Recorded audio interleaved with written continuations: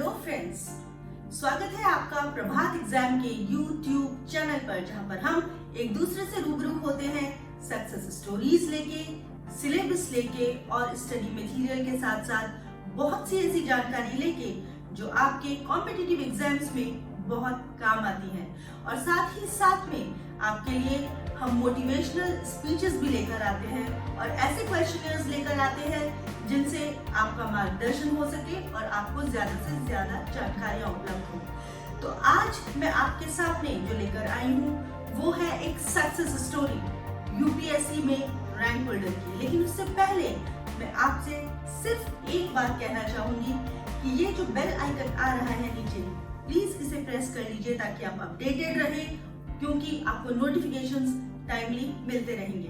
और हाँ दोस्तों, एक और चैनल शुरू हुआ है मिशन जेपीएससी, जो प्रभात एग्जाम ने ही शुरू किया है।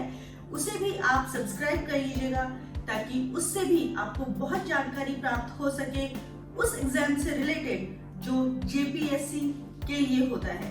तो चलिए शुरू करते हैं आज की सक्सेस स्टोरी से। दोस्तों, जैसे कि आप सभी जानते हैं कि यूपीएससी एक बहुत जबरदस्त सफलता पाने वाली एक वो सीढ़ी है जिससे आप अपने सपने पूरे कर सकते हैं।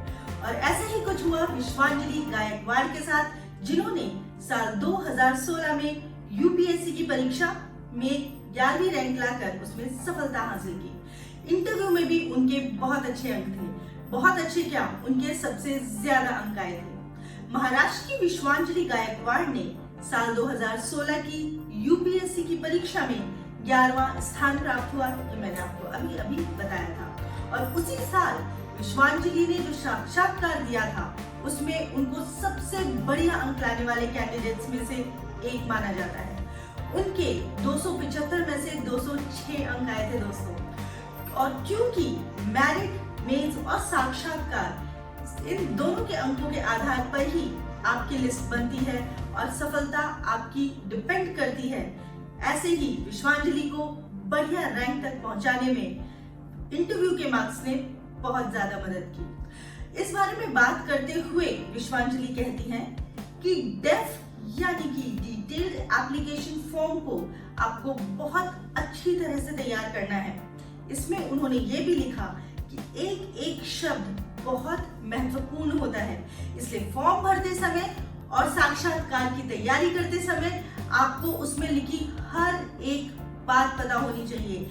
ऐसे नहीं कि आपने कुछ भी लिख दिया और जब आपसे इंटरव्यू में पूछा गया तो आप सोचने लगे कि आखिर मैंने क्या लिखा था, क्योंकि इंटरव्यूअर बहुत तेज होता है, उसे पता होता है कि आपने क्या लिखा है, तो आपका जवाब इधर उधर नहीं होना चाहिए। आपको अपने नाम से लेकर, आपकी हॉबीज से लेकर और बाकी आप जो कुछ भी करते हैं, जिस क्षेत्र में भी आपको जितनी नॉलेज है और आपने जो जो उस डेफ में लिखा है, उन सबको तैयार कर ही आप साक्षात्कार देने जाए। क्योंकि इंटरव्यूअर कहीं से कुछ भी पूछ सकता है, कुछ भी, क्योंकि जो लिखा है वो आपने लिखा है, आपने भरा है, तो उसकी भी तैयारी कीजिए। ये विश्वांजलि जी ने बताया, जिन्होंने साक्षात्कार में बहुत शानदार अंक प्राप्त किए थे। उनका ये भी कहना है कि साक्षात्कार के समय अगर आपके ग्रेजुएशन से भी बहुत सारे प्रश्न आए तो आपको उनके लिए भी तैयार रहना चाहिए, क्योंकि आपने जिस भी विषय में स्नातक किया है, मतलब कि ग्रेजुएशन किया है, उसके बारे में आपको बहुत अच्छे से नॉलेज होनी चाहिए। और उसको आप पढ़कर या रिवाइज कर अगर जाएंगे तो अगर आपसे इंटरव्यूअर ने कुछ भी पूछा तो आप बहुत अच्छे से बता पाएंगे और उन्हें ये पता लग जाए कि आपने सिर्फ रटी रटाई बातें नहीं बोली, बल्कि आपने वाकई पढ़ाई की है और आप एक सफल कैंडिडेट हैं एक आईएएस ऑफिसर बनने के लिए। विश्वांजलि ने अपने अनुभव से ये भी कहा है कि करंट अफेयर्स की तैयारी और ताजा अपडेट्स के लिए आप लगातार न्यूज़पेपर पढ़ते रहिए, क्योंकि इससे आपको आपके आसपास होने वाली कई चर्चाओं के विषय में भी पता होता है।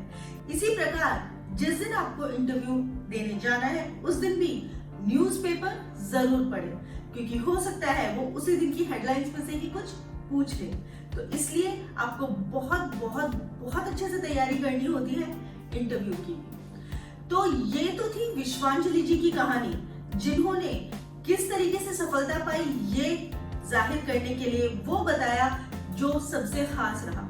क्योंकि ये बात तो बिल्कुल सही है दोस्तों, अगर हमारी मेहनत सच्ची है, अगर हम पूरे लगन से पढ़ाई कर रहे हैं और हमारा निश्चय बहुत दृढ़ है कि हमें ये करना है, तो हम उसी हिसाब से स्ट्रेटजी प्लान करेंगे और अपनी पढ़ाई शुरू रखेंगे। बहुत सारे नोट्स बनाने की बजाय कुछ पुस्तकें अपने पास ऐसी रखिए जिनसे आपको सब कुछ जानकारी मिले, क्योंकि अगर आप अलग अलग पुस्तकों को देखेंगे तो आप कंफ्यूज भी हो सकते हैं।